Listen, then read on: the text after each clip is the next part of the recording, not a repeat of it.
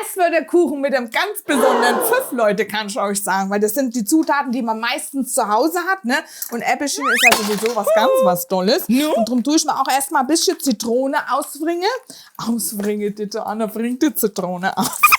Ausdrücke, weil dann später, wenn die Äpfelchen geschält sind und geschnitten, dann werden die nämlich nicht braun, wenn man diese ein bisschen Ei tunkt, ne?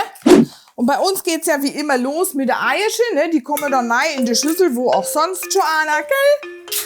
Ich treffe ja auch schon immer echt blind, ne? Und jetzt kommt noch ein bisschen Zucker dazu und dann ordentlich Gummi hier. Ihr wisst ja, 5 bis 8 Minuten schaumig rühre und dann noch ein bisschen Vanillezucker. Und dann nutzen wir gleich mal die Zeit, ne, und tun schon kleine Äpfelchen schneiden. Ihr könnt es natürlich auch schälen, aber ich lasse jetzt einfach mal die Schale dran, weil dann schaut es auch immer ein bisschen schöner aus, gell?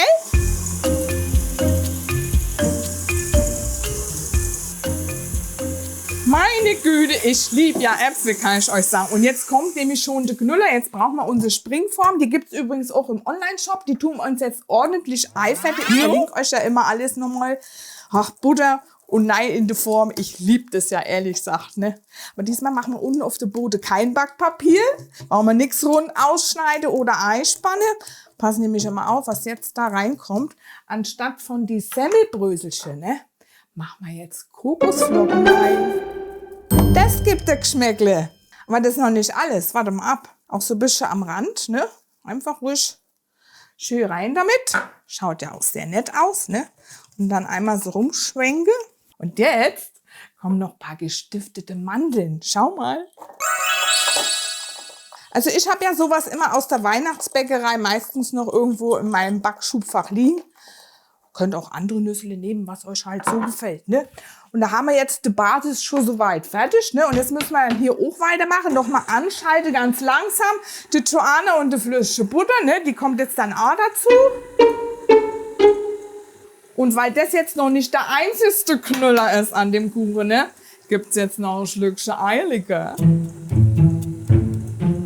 Herrlich, kann ich euch sagen. Und dann brauchen wir natürlich auch noch trockene Zutaten, ist klar. Ein bisschen Mehl, Backpulver und das Briesele Zucker. Briesele Salz. Ah, das ist der Oberkracher heute. Jetzt brauche ich noch ein Löffelchen, warte mal. Das tun wir schön vermischen und dann einen Löffel Weiß dazugeben. Nicht immer zu lang rühren mit dem Mehl, ne? Da könnt ihr ruhig vorher schon mal ausmachen und den Rest einfach mit der Teigspatel, weil wenn das Mehl sich so erschreckt, dann geht es nicht so schön auf, gell, beim Backen. Ofen habe ich auch schon vorgeheizt, 170 Grad oben ohne Hitze. Rezept verlinke ich euch ja immer alles. Könnt ihr auf dem Blog alles schön in Ruhe nachlesen, gell? Und jetzt kommen noch die gute Äpfelchen dazu.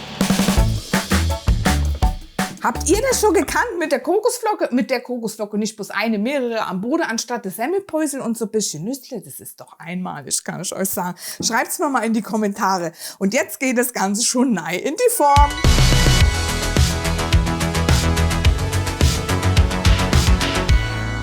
Und jetzt noch ein bisschen glatt streichen.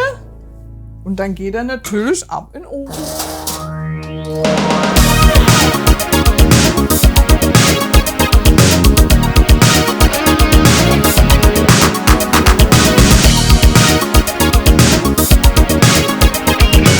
Ein herrlich saftiges Stückchen Apfelkuchen und das duftet vielleicht nach Kokos und unten so richtig schön kross. Den musst du unbedingt nachmachen. Jetzt verrat ihr mir noch mal schnell, was backt ihr eigentlich am liebsten? Torte oder Rührkuchen? Ciao, macht's gut!